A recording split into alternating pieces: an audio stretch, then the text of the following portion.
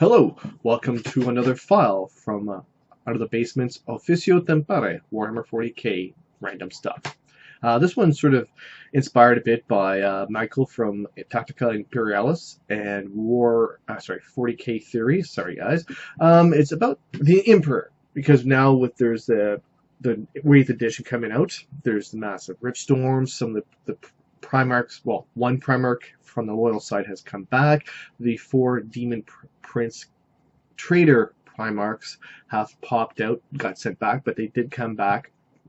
And Robute Gliman went to talk to the Emperor for 3 days. Well, talk, I guess, sort of sit in psychic meditation, maybe. And they came out and they're now starting the whole new war against the chaos and all that sort of infringement. But also with the Warhammer 40k, 30k Horus Heresy, with all the books and that of what's been going on, how the Horus Heresy started, what the Emperor knew, did not know, and all that sort of stuff. So there's been a few ones, like I said, about did the Emperor let it happen? Did he know? How good was he? Also things like, well, are the Primarchs part of his personalities and stuff like that. So I'm having seen their videos and reading some of the Horus Heresy novels and everything, and a bit of the new 8th edition fluff, sort of trying to come up with an idea myself. And I think, here's an idea. The Emperor planned it out. Okay, the Horus Heresy, some things didn't quite go as he thought, but he wasn't too surprised when there was a rebellion. He sort of had an idea this would be happening. Now, he got his powers, or stole or borrowed or got some powers from the Chaos Gods himself. This was done in some of the Horus Heresy novels. And then he came back imbued with more power and also the ability to create the Primarchs. The Primarchs were then stolen by the Chaos Gods and scattered around the different parts of the galaxy, which recovered, and then the Great Crusade, then the Horus Heresy happened, and the traitor Primarchs got sent back to the Eye of Terror. They became demon princes.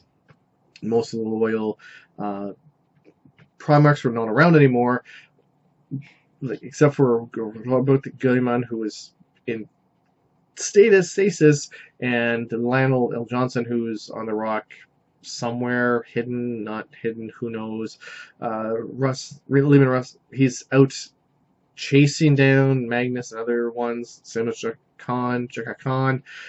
Dorn, it's his hand, it's his left, but who knows, there's some fan theories that he cut off his hand himself, and just to show his dishonor at letting the Emperor be killed. Okay, so that's a lot of the background. The Horus Heresy happened. The Emperor got horribly wounded by Horus, who's all jacked up on power from the Chaos Gods. Mortally wounded, he gets stuck in the Golden Throne for 10,000 years. Basically, he's pretty much just the beacon that allows warp travel to go through so the galaxy, the Imperium, can survive. All he can really do is, he can't really communicate. He's basically the corpse emperor, as they say. He can somehow tap his energy to certain saints or some people who become extremely powerful because of his light or abilities that's been given to them. It's never really fully described or defined how that is happening, but they still believe that it's his essence coming through these people, which allows them to do fantastical things. In the 10,000 years since he sat on the throne as a corpse, the church, the huge belief that the God Emperor protects mankind, and the God Emperor can do all this, and the God Emperor will do this. So, more information, more background. My theory is the Emperor planned this out. He was alive for over 40,000 years before the events of the Great Crusade and the Horus Heresy, where he got then stuck on the throne. So it's not like he doesn't know how to play the waiting game or the long-term game. So maybe he realized that humanity alone, even though he was trying to get them to avoid the warp going through the warp by creating the web, doing the Web 8 project on top of the Eldar's one that already existed, and even before them. Maybe he also realized that the Chaos Gods would still be there no matter what, and there had to be some sort of way out of that. How to counter them. And we all know he's an egotistical man. He's crazy. He doesn't give a shit about individual people. He's willing to sacrifice billions of people. Hell, he let Angron stick around and massacre people like crazy, and curse the Night Lords, terrorize and torture and kill, again, millions of people to basically keep order in the Imperium. Not the nicest guy. He's taken the long-term view, trillions and quadrillions of people versus millions or billions. And he wants humanity to be able to survive versus, having chaos eat their souls, basically. So you have this idea that the Emperor knows shit's going down. Stuff is going to be bad. He was around for 10,000 years, right? So here's the thing. If he is there for that long length of time, would he realize that something else had to be done? And then also, if he's around for that long, he might have been there when Slaanesh was born, or not long afterwards, and he would have felt the after effect. Because one of the things is that the dark times that happened before the rebuilding, the dark times of technology, that came about when Slaanesh was born, and all the warp stars happened out, and a bunch of craziness happened again. So if he realized that one species' belief could give birth from the warp to a being of power like that,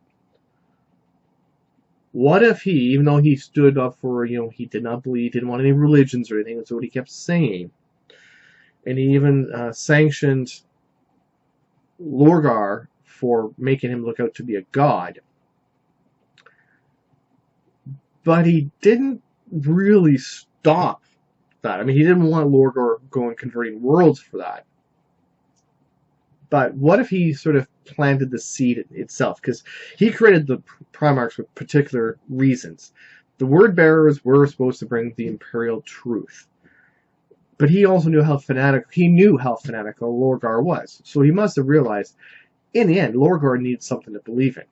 And okay, so he planted the seed, maybe didn't want it, but that he would be a divine being. Now, work with me here. So he sees there's going to be a rebellion. There's going to be some sort of breakdown. You may not have realized how bad it was going to get. But when he gets stabbed or almost killed by Horus, maybe he then changed the plan to let himself become known or believed to be a god. So for 10,000 years, you've had the entire Imperium believing he is a god. They're worshiping him. They're giving him praise. Their beliefs are affecting the warp. So maybe he wants this new war to happen so he can be killed in this reality to be reborn in the warp as a god to counter the Chaos Gods. He'll become the god of humanity. He'll be humans' god in the warp, where he'll have more power because of quadrillions of believers, and he will then be able to help stop chaos affecting humanity as much, because he will now bring the war to them in the warp with a lot more power, because again, he now has the entire humanity believing him, in him, giving him power in the warp. He will then be able to take their souls once they die to turn them into his angels or believers or things, instead of having them sucked up by the Chaos Gods and turned into demons or whatever.